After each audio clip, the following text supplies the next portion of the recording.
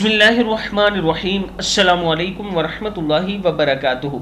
आबिdraja channel की तरफ से आज मैं अपने दोस्तों को रसूलुल्लाह सल्लल्लाहु अलैहि वसल्लम का एक बहुत ही प्यारा फरमान सुनाऊंगा। आप दोस्तों ने इस पर ज़रूर अमल करना है।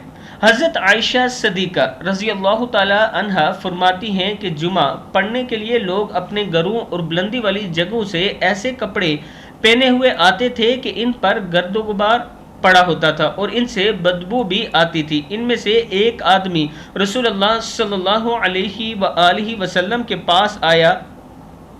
आप सल्लल्लाहु अलैहि वसल्लम उस वक्त मेरे पास थे तो आप सल्लल्लाहु अलैहि वसल्लम ने फरमाया, काश के आज के दिन तुम ज़्यादा पाकी हासिल करते, गुस्ल करते।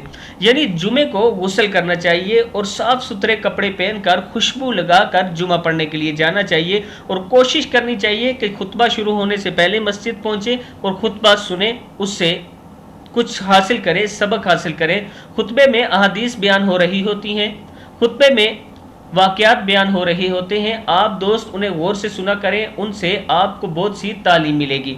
और इसके साथ इस हदीस में ये फरमाया गया कि जब भी जुमे के लिए जाएं, जुमे के दिन गुस्ल किया करें, साफ़ कपड़े पहना करें, खुशबू लगाकर जुमा पढ़ने के लिए जाया करें। ये रसूलुल्लाह सल्लल्लाहु अलैहि वसल्लम को पसंद था। इस वीडियो को आप दोस्तों ने आगे ज़रूर शेयर करना है। अस्सलामु अलैकुम वरहमतुल्लाहि वबरकातुहू।